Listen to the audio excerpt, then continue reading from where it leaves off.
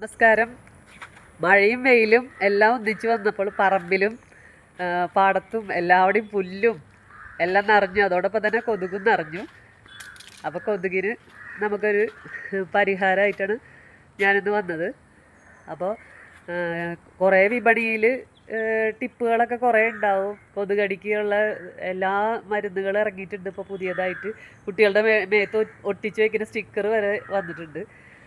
അപ്പോൾ അതൊന്നല്ല, ഞാനൊരു പ്രാവശ്യം പണ്ടേ ഞങ്ങൾ ഒരു ടിപ്പ് കണ്ടുവച്ചിട്ടുണ്ടായിരുന്നു. അതാണ് നമ്മുടെ ടൈഗർ ബാം. ടൈഗർ ബാം എന്ന് പറഞ്ഞാൽ എല്ലാവരുടെ വീട്ടിലും ഉണ്ടാവും. ഇപ്പോൾ എന്ന് പറഞ്ഞിട്ടുണ്ടെങ്കിൽ നമ്മുടെ നാട്ടിലും കിട്ടിത്തുടങ്ങി. മാളുകളിലൊക്കെ പോയിട്ടുണ്ടെങ്കിൽ ടൈഗർ ബാം എല്ലായിടത്തും കിട്ടിത്തുടങ്ങി. പണ്ടൊക്കെ ഗൾഫുകാരുടെ വീട്ടിൽ മാത്രമേ ഉണ്ടാവുള്ളൂ. പിന്നെ അവർ വരുമ്പോൾ ആർക്കെങ്കിലുമൊക്കെ കൊടുക്കുമ്പോഴും കിട്ടും. ഇപ്പോഴും ആളുകൾ ഈ ടൈഗർ ബാം കൊണ്ടുവരുന്നുണ്ട്. അപ്പം എൻ്റെ അമ്മായി ഒരു പ്രാവശ്യം ഞാൻ അമ്മായിയുടെ വീട്ടിൽ പോയപ്പോൾ അമ്മായി ഇങ്ങനെ കാലിലും കയ്യിലൊക്കെ ഈ ടൈഗർ ബാം ഇരുന്ന് തേക്കണം.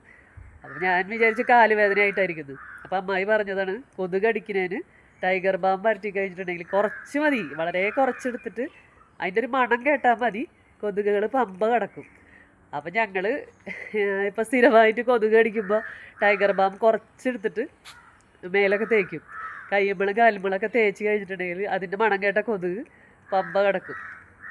അപ്പോൾ ഈ ടൈഗർ ബാം എല്ലാവരും എടുത്ത് നോക്കുക. ടൈഗർ ബാം ഇത് എല്ലായിടത്തും വാങ്ങാൻ കിട്ടും ഇപ്പോൾ.